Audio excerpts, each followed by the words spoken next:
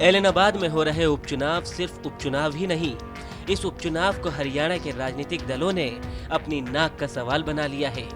कांग्रेस और बीजेपी अब तक चौटाला परिवार या कहे कि इनेलो के इस गढ़ में सेंध लगाने की कोशिशों में जुटी है, तो वहीं इनेलो भी अपनी इकलौती जीती हुई सीट को वापस जीतने के लिए तमाम कोशिशें कर रही है। उपचुनाव की तारीख जैसे जैसे नजदीक आ रही है, वैसे वैसे तमाम राजनीतिक दल जमकर पसीना बहा रहे हैं।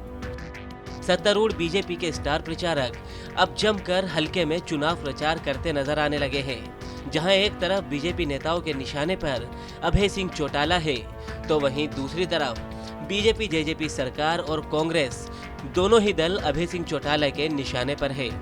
यही वजह है कि मंच पर बीजेपी के नेता अभय चौटाला के साथ साथ कांग्रेस पर भी जमकर प्रहार कर रहे हैं। हरियाणा सरकार में शिक्षा मंत्री कंवरपाल गुर्जर ने ऐलनाबाद हलके के कई गांव का दौरा किया। इस दौरान उन्होंने बीजेपी प्रत्याशी गोविंद कांडा की जीत का दम भरते हुए इनेलो और कांग्रेस पर जमकर निशाना साधा। मंत्री जी ने अभय चौटाला के इस्तीफे पर तंज कसते हुए कहा कि कई बार लोगों को अपनी गलती सुधारने का मौका मिलता है, तो ये मौका अब यहाँ की जनता के पास आ गया है। कुमारी शैलजा जी के साथ भी और किसी के साथ भी इस पर डिस्कशन करने के लिए तैयार है। हमारा नाम एमएलए था, यहाँ कुछ नहीं था, लेकिन उसके बावजूद जो विकास के काम हमने उसके बाद भी किए, क्योंकि उसके बावजूद इसका मतलब ये नहीं कि ऐलनाबाद मारा नहीं था, सिरसा मारा था। सिरसा मारा ही है, सिरसा ऐलनाबाद भी मारा ही है, और वहाँ विकास करना हमारी ड्यूटी है। तो निश्चित तौर से हमने विकास किया। और कुमारी शैलजा जी पहले यहाँ एमपी रही, तो उन्होंने कितना काम किया और अब कितना काम किया, उसकी दोनों की तुलना की जा सकती है। लेकिन निश्चित तौर से अगर यहाँ से विधायक बनता है तो स्वाभाविक ही है कि काम और ज़्यादा होंगे, क्योंकि वो उसकी चिंता करेगा। देखिए, कई बार हम गलती कर लेते हैं एक टाइम पे, लेकिन कई बार भगवान इतना मेहरबान होता है कि दोबारा मौका भी देता है। तो भगवान ने दोबारा मौका दिया कि आपने गलती तो पहले कर दी, सुधार लो उसको।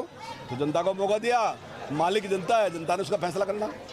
वहीं पूर्व मंत्री कृष्ण बेदी ने बीजेपी प्रत्याशी की जीत की उम्मीद जताते हुए अभय चौटाला पर तंज कसा। कृष्ण बेदी ने कहा कि बीजेपी प्रत्याशी की जमानत जब्त करने की बात करने वाले अभय चौटाला के घर के बाहर हम लिख कर जाएंगे कि दोबारा इस्तीफा देने की गलती ना कर लेना, जीत हमारी ही होगी।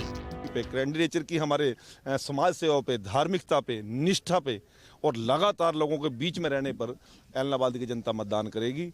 और 3 तारीख को, 2 तारीख की 11 या 12 बजे रिजल्ट आ जाएगा, तो उसके बाद फिर अपन आपसे मिलेंगे और बाइट भी देंगे, और ऐलनाबाद हम जीत के जाएंगे। कांग्रेस कह रही है वो जो कांग्रेस, कौन सा कांग्रेस कह रहा है? कुलदीप बिश्नोई कह रहा है, कुमारी शैलजा कह रही है, हुड्डा जी कह रहे हैं, या किरण चौधरी कह रही है। कौन सी कांग्रेस की बात कर रहे हैं आप? हमें तो पता नहीं कांग्रेस कौन सी है। वो कांग्रेस तो ले आओ, कौन सी है वो जो कह रही घोषणाएं की है और काम नहीं किए। वो आके बात करे, विधानसभा में तो भाग जाते हैं। बोलो, जहाँ बात करने की बात है, घर के बाहर दीवार पे लिख के जाएंगे, जिंदगी में दोबारा इस्तीफा देने की गलती ना कर लियो। इतने की तो बात छोड़ दो। ऐलनाबाद में तीनों ही पार्टियां अपनी अपनी जीत का दम भर रही है। वैसे चुनाव में हार जीत का फैसला जनता पर होता है। पार्टियां तो अपने अपने दावे करती ही रहती है। अब देखना दिलचस्प होगा कि ऐलनाबाद में किसानों का विरोध झेल रही बीजेपी के प्रत्याशी का कमल खिलेगा, या अभय चौटाला पर जनता दोबारा भरोसा जताएगी, या फिर इस बार कांग्रेस बाजी मार जाएगी। ऐलनाबाद में उपचुनावों पर आप किसे जिताना चाहते हैं, हमें कमेंट कर जरूर बताएं। पंजाब तक के लिए सिरसा से बलजीत सिंह की रिपोर्ट।